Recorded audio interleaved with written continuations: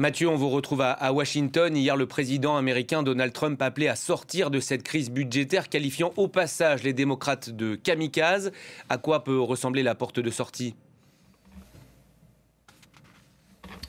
Alors, d'abord, si le sujet du shutdown revient en tête de l'actualité aujourd'hui, c'est, vous l'avez dit, tout simplement parce qu'il bat un record historique de longévité, on l'a compris. Mais attention, ce n'est pas qu'un chiffre. En fait, ce que l'on dit assez peu, c'est que le shutdown fait partie de la vie politique et administrative américaine comme un aléa assez banal finalement, et surtout une menace largement anticipée par les administrations et les institutions.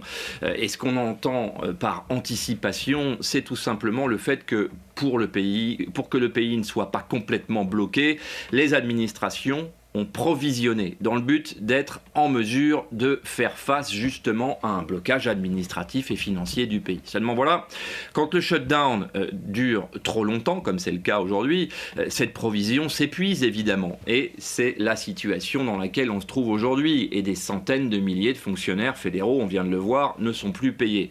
Le bras de fer politique entre la Maison-Blanche et le Congrès doit donc s'arrêter, et doit s'arrêter vite. Pour cela, il n'y a pas 50 solutions. En réalité, il y en a 3 qui sont possibles. La première, la plus simple, consisterait à voter une loi provisoire de financement, ce qu'on appelle ici, dans le jargon du Congrès, une Continuing Resolution.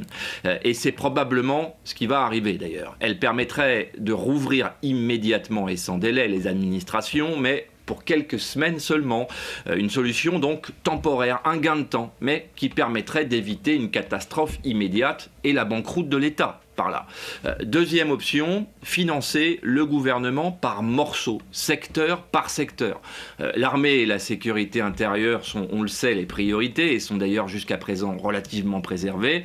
Mais ça non plus, ce n'est pas éternel. Puis, il y a les aides sociales qui, on l'a vu, sont sous une administration conservatrice, la première variable d'ajustement budgétaire.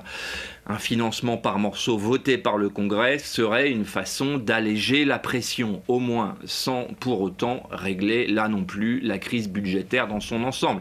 Et enfin, troisième option, la meilleure, un accord global évidemment, un omnibus bill comme on dit ici. Un texte qui couvrirait l'ensemble des dépenses fédérales pour l'année fiscale en cours, mais ça exigerait évidemment un compromis politique qui justement semble aujourd'hui introuvable puisque d'un côté, la majorité républicaine à la Chambre veut imposer des coupes budgétaires massives, elle n'en démord pas, et de l'autre, les démocrates refusent tout recul sur les aides sociales et la santé. Voilà.